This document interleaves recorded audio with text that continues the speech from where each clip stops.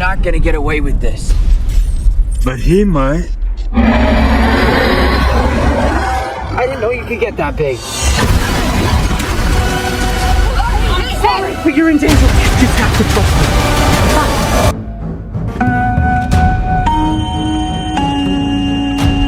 Pintu teater satu susah dibuka. Mohon para penonton naik lewat jendela.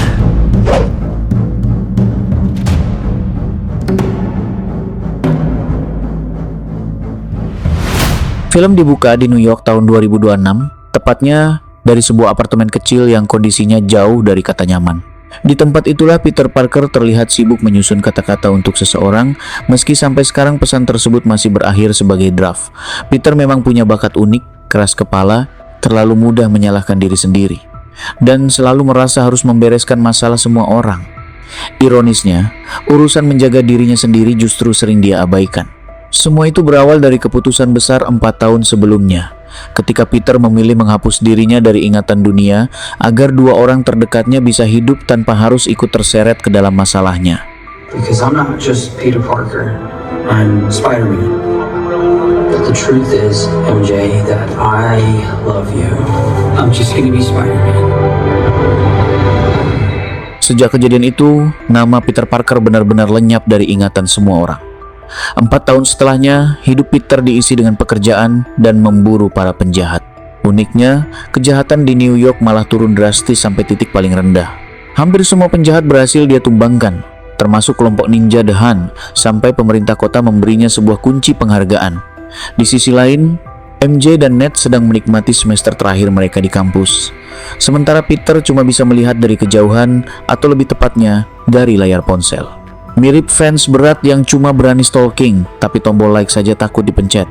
Satu-satunya orang yang masih sering berbicara dengan Peter adalah seorang detektif dari kepolisian New York. Malam itu, sang detektif kembali menyinggung masalah sakit kepala Peter yang anehnya tidak kunjung menghilang.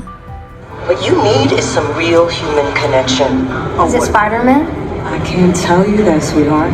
Oh, what, we're not connecting? Nah, dude. I don't know your name. A hijacked tank is heading southbound past 34th Street. Peringatan itu bahkan belum selesai disampaikan. Radio polisi sudah lebih dulu membawa kabar baru, sebuah tank militer melaju brutal tanpa kendali di tengah jalan. Spider-Man langsung turun tangan. Dia meluncur mengejar kendaraan tersebut, menghentikan lajunya, sekaligus menarik warga yang masih berada di jalur bahaya. Pokoknya Peter sedang sibuk jadi pahlawan, seperti biasa.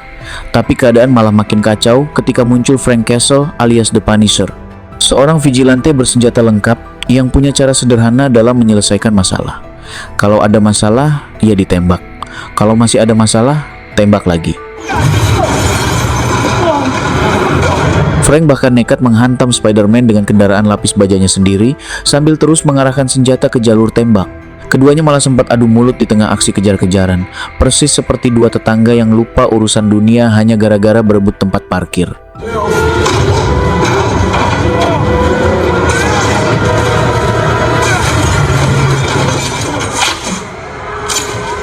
Sang detektif kemudian memberitahu Peter bahwa tank tersebut sedang mengarah ke pusat damage control, tempat Scorpion sedang ditahan.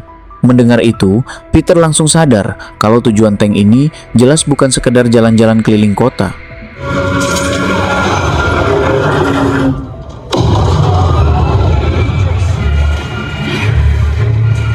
Pengemudi tank itu ternyata seorang nenek biasa, tanpa catatan kriminal dan kemungkinan besar juga tidak punya pengalaman mengendarai tank. Masalahnya, si nenek sendiri bahkan tidak tahu bagaimana ceritanya bisa sampai duduk di balik kemudi.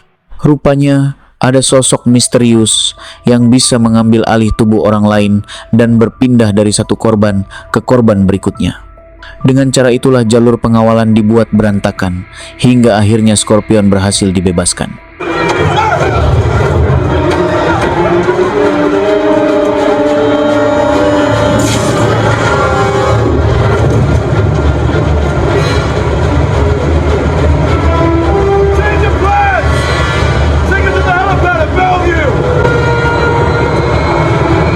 Saat Spider-Man berhasil menghentikan salah satu tubuh yang sudah dikuasai, sosok misterius itu mencoba mengambil alih pikiran Peter. Namun, bukannya berhasil, justru kekuatannya terpental begitu saja. Ternyata kepala Peter bukan tempat yang gampang dimasuki. Baru kali ini, aksi kerasukan malah kena mental balik. You've got to ask yourself a very important question. I don't remember doing any of that. It's okay. Look, let these people take good care of you. Or we must have gotten to her somehow. Yeah, maybe. I'm gonna go talk to someone. Karena belum pernah ada pelajaran khusus buat superhero menghadapi kejadian beginian, Peter akhirnya mencari bantuan dari Black Widow generasi baru yang ternyata adalah saudara Natasha Romanoff. Hubungan mereka juga cukup dekat karena wanita itu sudah menjadi istri Peter. Setelah mendengar ceritanya, Black Widow menjelaskan bahwa kejadian yang menimpa Peter bukanlah sesuatu yang berkaitan dengan Red Room. Kasus Peter ternyata jauh lebih aneh dan jelas bukan masalah yang bisa diselesaikan dengan sekadar pukul-pukulan. Like someone was looking at me through their eyes. I actually think it's probably more like possession. Dia kemudian menunjukkan informasi yang jauh lebih bikin kepala Peter berdenyut. Dalam 1 bulan terakhir, sudah ada 4 fasilitas damage control yang diserang. Lebih aneh lagi, 13 pegawainya ternyata mengalami hal serupa dan semuanya menyebut satu istilah yang sama, PMAX. They all search for the same thing. VMAX. Maybe I'll just go ask damage control myself. Dengan membawa nama Pimax, Peter kemudian menuju markas damage control, lembaga pemerintah yang menangani berbagai ancaman berkekuatan super. Di sana, pemindai langsung mendeteksi DNA arachnida dalam tubuhnya dan petugas meminta topengnya dibuka. Untungnya, sang direktur turun tangan. Namanya Bill Metzger. Yang lebih aneh, The Hand yang dulu pernah ditangkap Peter kini malah berseragam sebagai tim keamanan. Bill bahkan dengan bangga menyebut mereka cuma sekumpulan anak yang kehilangan arah. A group of kids without a leader. All they needed was a little direction. Bill lalu menjelaskan bahwa Spider-Man merupakan salah satu aset penting bagi keamanan mereka dan menawarkan Peter status sebagai teman damage control. Namun begitu Peter menyebut Pimax, ekspresi Bill langsung berubah. Dia mengaku tidak mengetahui istilah tersebut, bahkan malah balik mengorek dari mana Peter mendapatkannya. Jawaban yang keluar pun terdengar sangat ala birokrasi. Itu urusan internal. Good speech, director. I'll do everything that I can, I promise. The phrase VMAX doesn't mean anything to you, does it? No. You guys are doing great. Keep it up. Malam itu, Peter akhirnya memberanikan diri keluar dari mode pahlawan dan mencoba menikmati kehidupan sebagai orang biasa. Dia menghadiri pesta pindahan MJ dan Ned dengan membawa seikat bunga, sementara para tamu lain datang dengan bekal bir dan keripik. Alhasil, penampilan Peter langsung terasa paling formal, seperti orang yang datang ke acara santai tapi salah kostum dan sudah siap mengeluarkan amplop dari saku. Peter menghampiri Ned dan tanpa sengaja mendengar sahabatnya itu sedang ngobrol dengan orang lain soal Spider-Man. Ned menceritakan bahwa Spider-Man pernah menyelamatkan hidupnya, bahkan sampai membuat aplikasi khusus untuk melacak keberadaan sang pahlawan. Bukan karena ingin tahu siapa orang di balik topengnya, melainkan karena Ned berharap suatu hari bisa bertemu langsung dan mengucapkan terima kasih. Narrow it down to 2 prime suspects. Tidak lama kemudian, MJ datang dan memperkenalkan dirinya. Peter yang langsung gugup memilih nama samaran dan mengaku sebagai Maynard. Sepanjang acara, dia hanya berdiri agak jauh sambil melihat MJ dan Ned bercanda serta tertawa bersama. Suasananya terasa familiar. Hanya saja, kali ini Peter berada di luar cerita. Pada akhirnya, dia memilih meninggalkan pesta dalam diam tanpa sempat mengatakan siapa dirinya. That's my girl.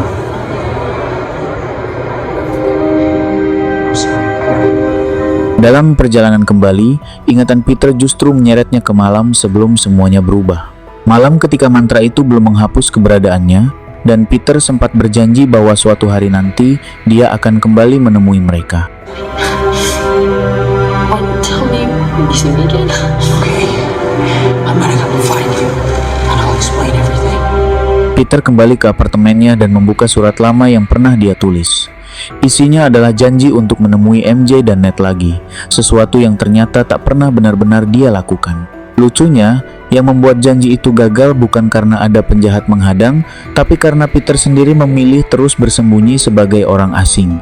Saat suasana makin sepi, ingatannya beralih kepada Aunt May. Sosok yang sejak kecil merawat dan membesarkannya, sekaligus keluarga terdekat yang pernah Peter punya. May sudah meninggal setelah serangan Green Goblin di kejadian sebelumnya. Namun sebelum semua itu terjadi, May pernah memberikan sebuah nasihat kepada Peter, kalimat sederhana yang dulu dianggapnya biasa, tetapi kini justru terasa jauh lebih dalam. Change very quickly. Ways that we can't even imagine right now. Begitu kalimat itu selesai, sesuatu yang aneh langsung terjadi pada tubuh Peter. Kulitnya perlahan tertutup lapisan, mirip kepompong sampai seluruh tubuhnya terbungkus. Saat proses itu berakhir, Peter justru terbangun di apartemen tetangga dalam kondisi cuma memakai sedikit pakaian. Bukannya panik, dia malah buru-buru mencari alasan dan mengaku kalau dirinya cuma salah masuk pintu. Peter jelas kebingungan melihat tubuhnya berubah tanpa pemberitahuan. Evie, AI yang selama ini jadi teman paling setianya, langsung mendeteksi 107 peringatan dalam waktu bersamaan. Hormon laba-laba di tubuh Peter melonjak drastis, membuat inderanya jadi super tajam sampai terasa menyakitkan. Bahkan yang lebih aneh, jaring kini bisa keluar langsung dari pergelangan tangannya tanpa bantuan alat. Namun ada satu hal yang justru membuat Peter semakin gelisah. Perubahan ini bukan akibat racun, serangan musuh, atau eksperimen orang lain. Tubuh Peter sendiri seolah sedang memutuskan untuk naik level tanpa meminta izin. Or emotional trauma could be contributing to this sudden change.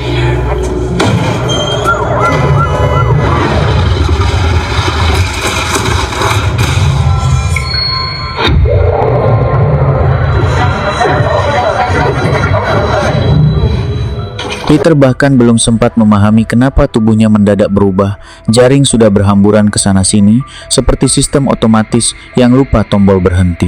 Evie pun belum selesai membaca semua perubahan itu ketika muncul kabar darurat. Terjadi penembakan di pusat data damage control dan pelakunya ternyata Scorpion.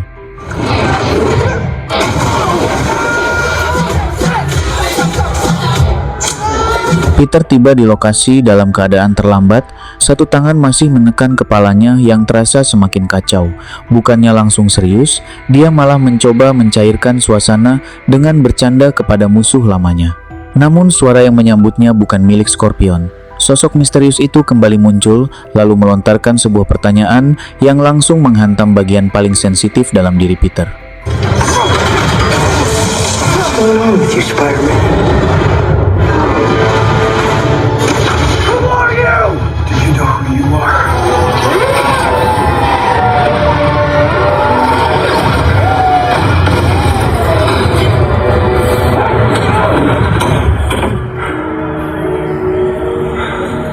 Is she okay? Is she okay? No. Just let me go. Together. You almost killed a cop. Whatever this is, you need to fix it. Takut perubahan dalam tubuhnya makin menjadi-jadi, Peter pergi ke Empire State University untuk menemui Bruce Banner. Ilmuwan jenius itu kini mengajar fisika sambil tetap hidup berdampingan dengan Hulk, si raksasa hijau yang gampang tersulut emosi. Untuk menjaga semuanya tetap terkendali, Bruce memakai chip peredam di pergelangan tangannya. Peter tentu saja tidak mau memperkenalkan diri sebagai Peter Parker dan memilih mengaku sebagai Ned Leach. Bruce kemudian menjelaskan cara kerja pembungkaman gen. Dari penjelasan itu, Peter langsung mendapat ide. Bagaimana kalau yang ditekan hanya ekspresi DNA tertentu?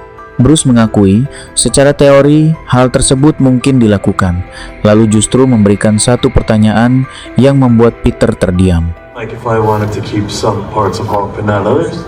Adjust to any type of mutation. Setelah mendapat gambaran dari Bruce Banner alias Hulk, Peter kembali ke apartemennya dan mulai merancang chip peredam versinya sendiri. Percobaan pertama dilakukan pada seekor laba-laba, dan hasilnya ternyata sukses. Namun ketika Peter memutuskan untuk memasang alat itu pada tubuhnya sendiri, situasinya langsung berubah menjadi jauh lebih serius. Field test 1. That's working.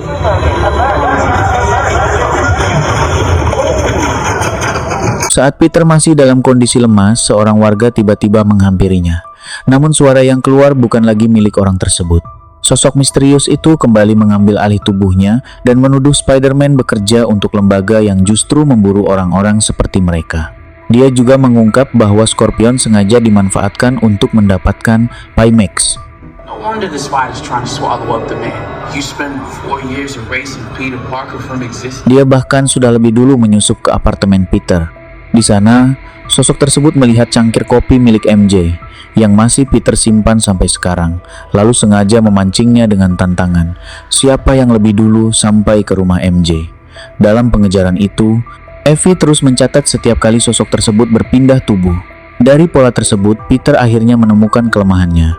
Makhluk itu hanya bisa berpindah ke orang lain dalam jarak kurang lebih 10 meter dan tidak dapat melompat langsung tanpa menggunakan tubuh lain sebagai perantara.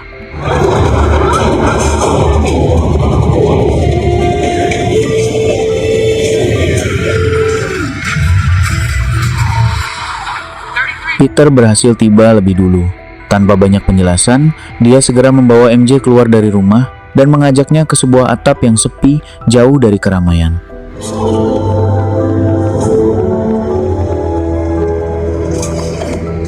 Di atas atap, MJ akhirnya meminta Peter menjelaskan kenapa justru dirinya yang terus diburu. Dari sana, dia mulai menyambungkan semua kejadian yang pernah dialaminya Monumen Washington, London, Praha, sampai sosok Night Monkey. Kalau cuma 2 kejadian mungkin masih bisa dianggap kebetulan, tapi kalau sudah berkali-kali, rasanya jelas ada sesuatu yang Peter sembunyikan. We knew each other. Tell me I'm wrong. You're wrong. Peter tetap memilih berbohong.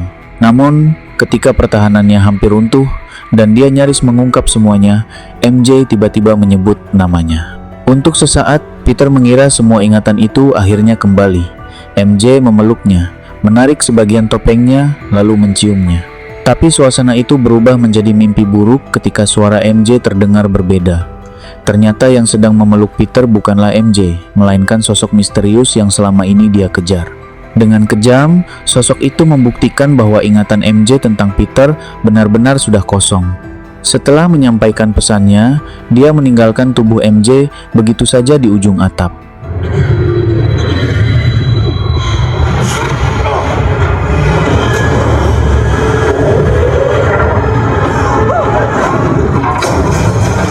Peter berhasil menangkap MJ sebelum terjatuh. Sambil menahannya, dia memohon agar semua kekacauan ini dihentikan. Namun di tengah kepanikan itu, Peter baru menyadari sesuatu yang jauh lebih mengganggu. Surat yang selama 4 tahun dia simpan rapat-rapat ternyata sudah dibaca oleh sosok tersebut.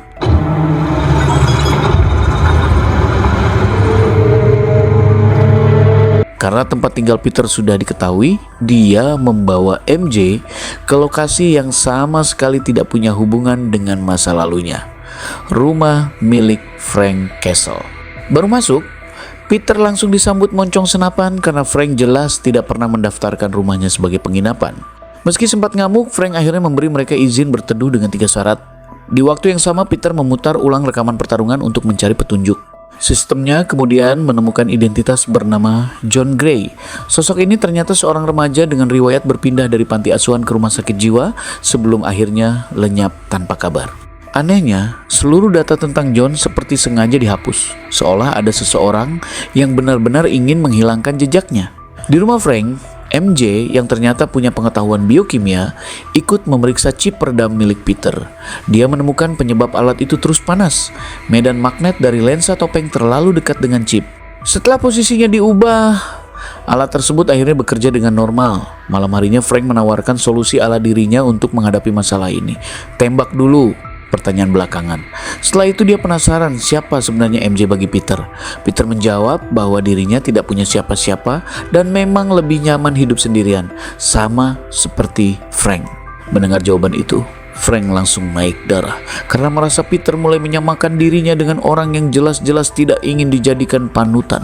Choice? Living like this is a lifestyle? Is that what you think?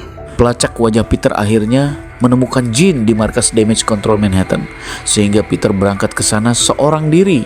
Jean ternyata sudah lebih dulu menyusup, berpindah dari satu petugas ke petugas lainnya sampai berhasil mencapai ruangan Bill.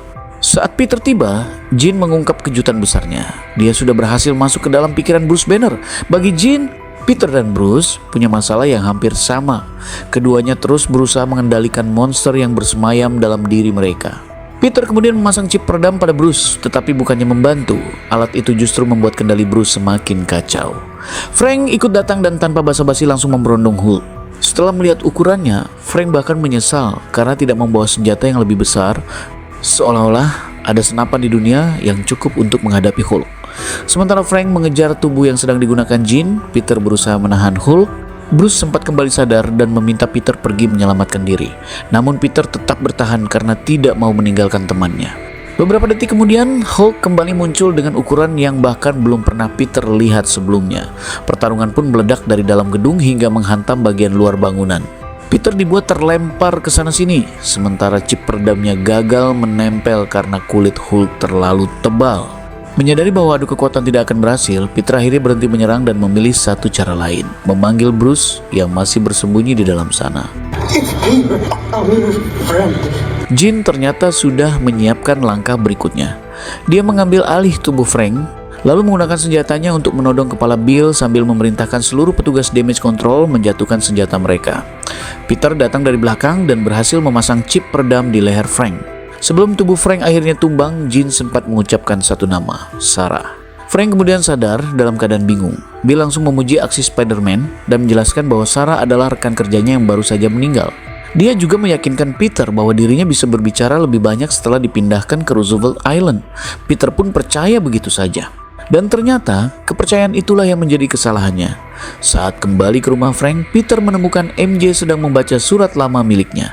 MJ ingin berbicara dengan orang di balik topeng itu, bukan dengan Spider-Man. Akhirnya Peter membuka topengnya dan mengaku bahwa perasaannya kepada MJ masih ada. Namun MJ justru berterima kasih karena Peter pernah menyelamatkan dan melindunginya.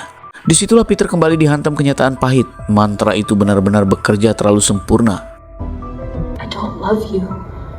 MJ akhirnya memutuskan untuk pulang dan sempat meminta maaf kepada Peter.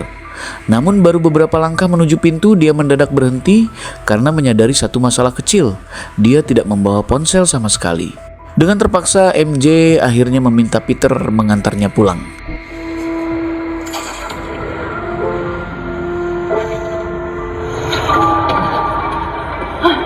Sesampainya di rumah, MJ malah mengajak Peter masuk untuk menemui Ned. Malam itu, mereka bertiga akhirnya kembali duduk dalam satu meja. Ned langsung berubah jadi mode wartawan, mengorek rahasia soal formula jaring Spider-Man, bahkan sampai memesan 5 porsi nasi padang. Jumlah yang baru terasa wajar kalau yang makan superhero atau anak kos yang baru dapat kiriman. Di tengah obrolan, Peter meminta maaf soal kejadian di atap. MJ menjelaskan bahwa dia sama sekali tidak mengingat momen tersebut. Kesadarannya benar-benar hilang, seperti lampu yang tiba-tiba dimatikan. Dari situ, Peter sadar ada yang tidak beres. Berarti Bill berbohong soal Sarah. Black Widow kemudian menelusuri data damage control yang sengaja dihapus dan menemukan identitas sebenarnya. Sarah Gray, kakak kandung Jean yang juga memiliki kemampuan telepati. Sarah ternyata pernah ditahan oleh lembaga tersebut untuk dijadikan bahan penelitian dan observasi. Jadi, kalau semua petunjuk ini disatukan, Bill Metzger jelas menyembunyikan sesuatu. Sekarang, mari kita mundur beberapa tahun ke belakang. Di sebuah taman, Sarah sedang mengajari Jean menggunakan kemampuannya. Memilih seseorang sebagai target, berpindah ke tubuh orang lain, menyusun rangkaian perpindahan, lalu kembali lagi ke tubuh asal. Di tengah latihan, keduanya masih sempat bercanda tentang ibu asuh yang menolak mereka. Sampai akhirnya, percakapan itu ditutup dengan sebuah kalimat yang kelak menjadi sangat penting. What would you do if you had daughters like us? Beberapa saat kemudian, pasukan tiba dan Sarah memilih mengorbankan dirinya agar Jean kecil bisa melarikan diri. Jean hanya bisa terpaku melihat kakaknya dibawa pergi sementara dirinya tidak mampu berbuat apa-apa. Kisah lalu kembali ke masa sekarang. Jean sudah terikat di kursi yang sama, sementara Samidi menjelaskan tujuan eksperimen tersebut. Mereka merekam pola aktivitas otak Jean saat berpindah dari satu tubuh ke tubuh lain, dengan harapan kemampuan telepatinya bisa dipahami dan akhirnya direplikasi. Ternyata seluruh peralatan di ruangan itu bukan muncul begitu saja. Semuanya merupakan hasil dari penelitian berbulan-bulan terhadap Sarah. Samidi kemudian mengungkap fakta paling pahit, Sarah sudah meninggal. Pengorbanan adalah istilah yang terdengar mulia untuk sesuatu yang sebenarnya merupakan korban yang dipaksakan. Chip peredam dimatikan lalu Jean dipaksa terus berpindah tubuh hingga mencapai lompatan ke 26. Disitulah Jean menyadari fakta mengerikan. Sesaat sebelum meninggal, hal terakhir yang dilihat Sarah adalah ruangan eksperimen tersebut. Jejak aktivitas otaknya ternyata tertinggal pada penutup ventilasi, dan jejak inilah yang selama ini diburu sebagai teknologi rahasia bernama Pimax. The last thing my sister saw. Yang terakhir dilihat kakakku. Kalimat itu menjadi pemicu semuanya. Mesin buatan Samidi yang seharusnya mengurung Jin malah berubah menjadi pintu keluar. Pembatas 10 meter yang selama ini menjadi kelemahannya mendadak lenyap. Lalu kemampuan Jin menyebar sejauh 1 kilometer dari lokasi eksperimen. Orang-orang dalam jangkauan itu mendadak diam membeku, seolah seluruh kawasan baru saja kehilangan listrik. Jin kini bisa berpindah tanpa perlu menggunakan tubuh lain sebagai perantara. Di Roosevelt Island, Peter mencoba masuk ke damage control, tetapi seluruh akses sudah dikunci. Status teman yang sebelumnya diberikan kepadanya ternyata cuma berlaku sebelum keadaan kacau. Sekarang The Hand dikerahkan bersama pasukan khusus yang membawa perlengkapan khusus untuk menghadapi Spider-Man. Jin menjadikan situasi itu sebagai bukti bahwa manusia selalu takut pada sesuatu yang tidak mereka pahami. Peter pun makin terdesak sampai topengnya terlepas. Dia juga mulai sadar bahwa chip redam membuat kemampuannya tidak berada dalam kondisi maksimal. Lalu Jin melontarkan kembali pertanyaan yang sejak awal terus menghantui Peter, pertanyaan yang akhirnya memaksa Peter menghadapi luka yang selama ini dia sembunyikan. Are you Peter Parker? Or are you Spider-Man? Peter akhirnya mencopot chip peredam dari lehernya, dan disinilah momen yang mungkin sudah ditunggu warga Nobar sejak awal. Jaring organik langsung menyembur dari kedua pergelangannya, sementara seluruh perubahan dalam tubuhnya yang selama ini ditekan justru membuat Peter mendapatkan kendali dan kekuatan baru. Pertarungan pun berubah total. Spider-Man kali ini bergerak dengan tenaga yang jauh lebih brutal dibanding sebelumnya. Namun ada satu perbedaan penting dari saat dia menghadapi Scorpion. Sekarang Peter sudah tahu batasnya. Dia tetap menghajar lawan-lawannya, tapi tidak sampai kehilangan kendali. Dan yang paling penting, tidak ada satupun yang tewas. Peter akhirnya tiba di ruang inti, tetapi dia menolak menghabisi Jin. Baginya, kalau Jin dibunuh sekarang, itu justru akan membenarkan semua ketakutan yang selama ini dia yakini tentang manusia. Jin lalu mencoba menguji Peter. Dia mengaku kekuatannya sekarang sudah cukup besar untuk menembus pikiran Peter. Bukannya melawan, Peter malah membiarkannya masuk. Di dalam kepala Peter, Jin justru menemukan sosok yang sangat familiar, Aunt May, orang yang selama ini masih hidup dalam ingatannya. Di sana, Jin juga mendengar kelanjutan pesan May yang dulu tidak pernah sempat selesai. Because you're special, people can do dark, monstrous things to you. Saat Jin mengaku bahwa dirinya tidak punya siapa-siapa, dari luar gedung Frank yang tidak mengetahui situasi sebenarnya, tiba-tiba menarik pelatuk. Peter merasakan bahaya itu lebih dulu dan langsung bergerak melindungi Jin. Peluru pun mengenai punggungnya. Jin menolak meninggalkan Peter begitu saja. Dengan kekuatannya, dia menjaga kesadaran Peter tetap bertahan sampai bantuan medis datang, sebelum akhirnya menghilang. Kabar tentang kondisi kritis Spider-Man segera menyebar. Rumah sakit dipenuhi warga yang datang dan menunggu kabar sepanjang malam. Ketika Peter akhirnya sadar, Frank sudah berada di sana dengan wajah tertutup. Dia mengaku semuanya sudah dibereskan, lalu meminta maaf sambil menangis, tentu saja sambil tetap bersikeras bahwa dia sama sekali tidak sedang menangis. Frank kemudian mengenakan topeng Spider-Man agar Peter bisa keluar dari rumah sakit tanpa dikenali. Untuk pertama kalinya, Peter berjalan di tengah kerumunan yang ramai memuji Spider-Man, sementara tidak seorang pun sadar bahwa pahlawan yang mereka bicarakan sebenarnya sedang berjalan beberapa langkah dari mereka. Dan anehnya, kali ini Peter tidak merasa harus bersembunyi karena kesepian. Dia kemudian mendatangi makam Aunt May dan berjanji tidak akan menjalani hidup sendirian lagi. Sementara itu, Samidi menghilang tanpa jejak, seperti pejabat yang mendadak punya urusan penting tepat ketika harus dimintai pertanggungjawaban. Black Widow pun mulai memulihkan kembali rekaman yang sempat dihapus. Tak lama kemudian, sang detektif menghubungi Peter soal sebuah perampokan bank. Namun kali ini Peter memilih tidak ikut campur dan hanya menitipkan salam untuk AJ dan Marley, nama anak sang detektif yang sebelumnya bahkan tidak dia ketahui. Malam itu, Peter masuk ke sebuah kedai dan menghampiri Ned. Kali ini dia tidak membawa nama samaran, tidak memakai topeng, dan Ned hanya mengenalnya sebagai pria yang membawa bunga di pesta. Dan film pun berakhir.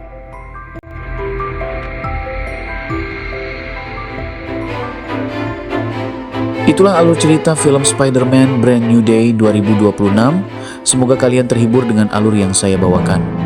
Mohon maaf jika ada kesalahan dalam penyampaian ataupun penyebutan nama tokoh. Sekian dari Kembang Sarjana Film. Sampai jumpa di video berikutnya. Bye-bye.